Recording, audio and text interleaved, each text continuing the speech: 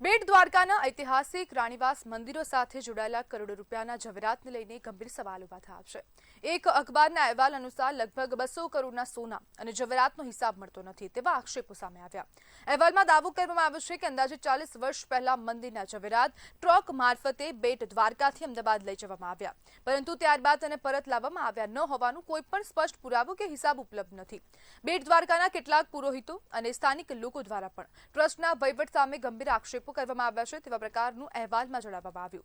આક્ષેપો મુજબ ટ્રસ્ટના પીટીઆર રેકોર્ડમાં મંદિરની કેટલીક મિલકતો અને સોના ચાંદીનો સંપૂર્ણ ઉલ્લેખ નથી, સાથે જ મંદિરના દાનના વહીવટ અને કર્મચારીઓના પગાર અંગે પણ નાણાકીય ગેરરીતિના આક્ષેપો કરવામાં આવ્યા।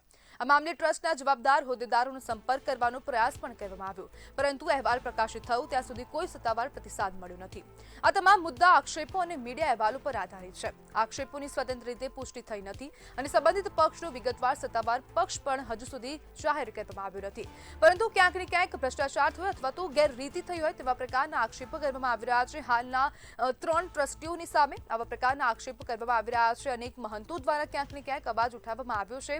એક ન્યૂઝપેપર દ્વારા આ સમગ્ર અહેવાલ પ્રસારિત કરવામાં આવ્યો છે, તેને લઈને હવે ચર્ચા પણ ક્યાંક ને ક્યાંક તેજ બની ગઈ છે। ઉદ્યોગપતિ અને ટ્રસ્ટી સમીર પટેલ પર મુખ્યાજી અતુલ ભટ્ટે આક્ષેપો કર્યા છે અને સૌપ્રથમ તેમનું જ નામ સામે આવ્યું છે કે આ જે સમીર પટેલ છે તેમના પર ગંભીર આક્ષેપો કરવામાં આવ્યા। હાલ સમીર પટેલ પણ ટ્રસ્ટમાં ટ્રસ્ટી છે અને તેમના પર આક્ષેપો કરવામાં આવ્યા। 3 જેટલા ટ્રસ્ટીઓના નામ સામે આવ્યા છે, તેમાંથી એક ટ્રસ્ટીએ ગેરકાયદેસર બાંધકામ કર્યું છે કોસ્ટલ વિસ્તારમાં, અને ત્યાં કોસ્ટલ વિસ્તારમાં ગેરકાયદેસર બાંધકામ અથવા તો કોઈ પણ પ્રકારનું બાંધકામ તે માન્ય નથી હોતું, છતાં પણ ત્યાં બાંધકામ કરવામાં આવ્યું છે। ત્યાંના અનેક વિઝ્યુઅલ પણ સામે આવી રહ્યા છે, દ્રશ્યો સામે આવ્યા હતા કે તેની અંદર એક કાચું પાકું મકાન બનાવી દેવામાં આવ્યું છે।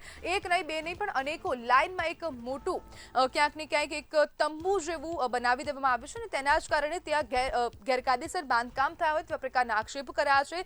સાથે જ ત્રીજા ટ્રસ્ટીએ મોટો બંગલો બનાવી દીધો છે તેવા પ્રકારના આક્ષેપો પણ ક્યાંક ને ક્યાંક કરવામાં આવી રહ્યા છે।